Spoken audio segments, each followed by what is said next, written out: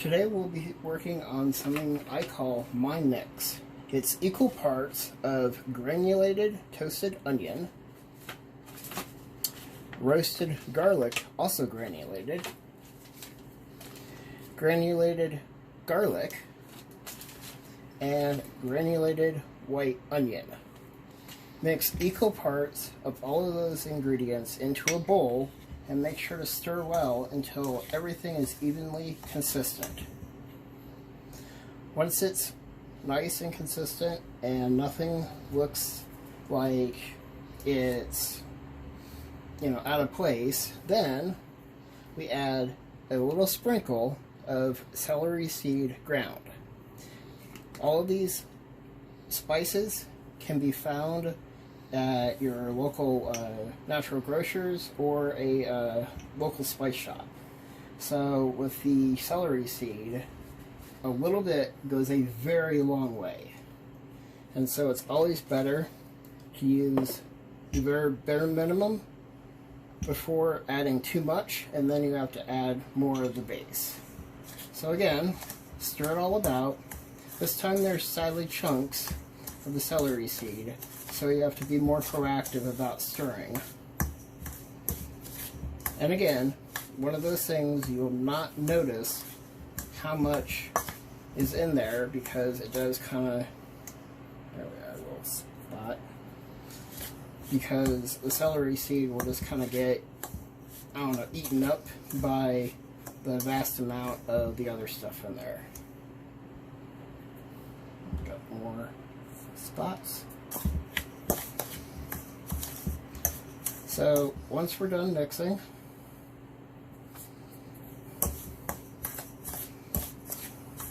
take a very small taste. Now keep in mind that this is garlic, onion, roasted garlic, and toasted onion. So it will not taste very good, but as long as you're not having an overpowered taste of ground celery seed, and trust me, it tastes like ground celery or celery, period.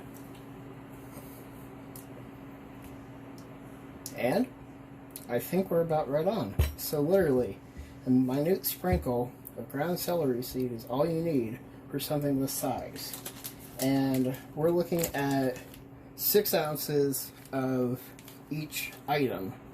White onion, toasted onion, garlic, and toasted garlic or roasted garlic.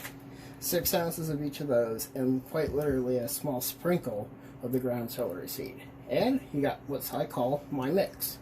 I use Mymix for the base of pretty much every dish that I make, and it offers a nice full-bodied taste to pretty much anything out there. So this is this evening's sideshow will be brought to you by Maggie. Maggie, what do you have there? Are those pizza crusts? Yeah. And you pulled them out of the trash. Yeah. And you're trying to eat them. Are you done? Nope, not done. Now she's... Anyways, so what we're going to make now is something called trio. We're using Mymix as a base, and this is now as one ingredient. Next ingredient is ground coriander seed, which actually, surprisingly enough, becomes really super sweet when it's in the ground form. And then the final ingredient is paprika. Now you have a very wide choice when it comes to different types of paprika. I prefer just a straight paprika, not anything that's smoked or sweet smoked or whatever, because it gives you the widest variety of possibilities that you can put into different types of food. However, I do have a smoked paprika and a smoked Spanish sweet paprika as well. This one is much more expensive, so I try to use this one sparingly, not in something like a trio that I would be putting in most every food that I create. So this one's usually saved for something special, and I usually theme a meal around that. The smoked paprika, again, kind of limits your possibilities to something that's not as wide variety availability as, say, a normal paprika is. So, this is what I'll be using. Is this a normal paprika? And I get most of my ingredients, most of my spices from Natural Grocers.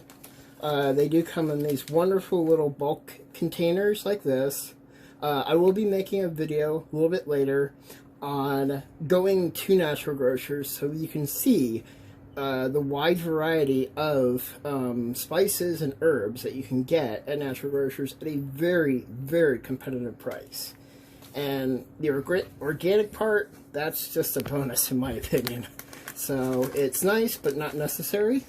So you want to start off with sprinkling in a small layer of the paprika. And remember, you can always add more. You cannot take away. So on the coriander, just about as much as the paprika, but slightly less. So a lighter sprinkle. And again, don't try to fill the entire bowl with your layers. Maybe fill 2/3 of it, and with the coriander, fill maybe half of it. Now, as we did with the Mymix, any kind of large chunks need to be pushed down, ground out, however you want to call it. Either way, the last thing in the world you want to have is a chunk of paprika in your meal. Alright, so off camera, I tried to remove as many of the little balls of paprika as I could. And from what I tasted, the ratio of the coriander and the paprika is pretty much right on. Now, if you feel adventurous enough, words are hard, to try this, I strongly suggest to take your bowl, swirl it around a little bit, and kind of toss it back. You actually will be able to find more balls. And then just smash them against the side.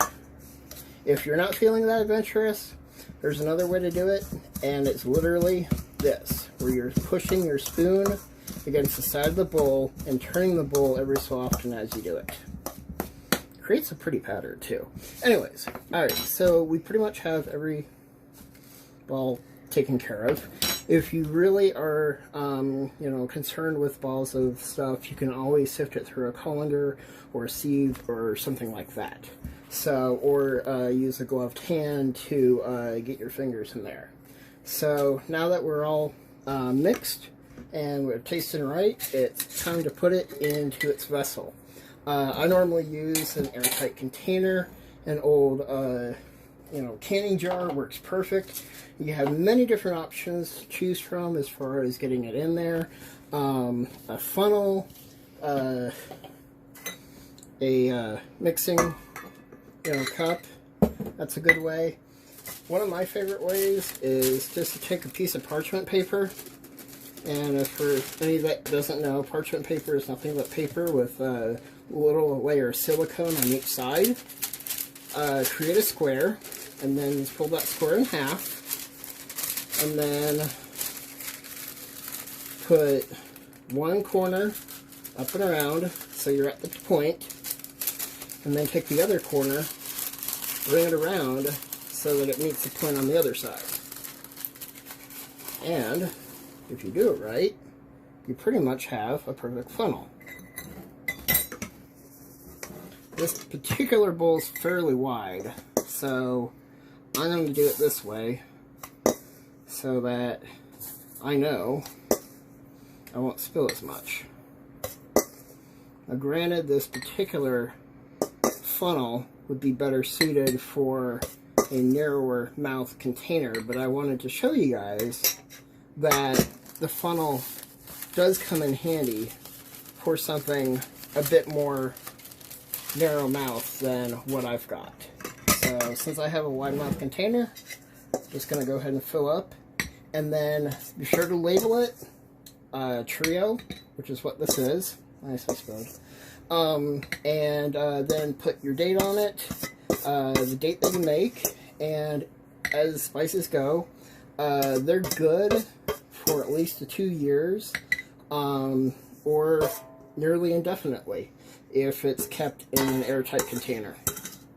So as you're getting the last little bits out, just make sure to go slow so you don't spill any more. And tap it out. And we are good. So, just made trio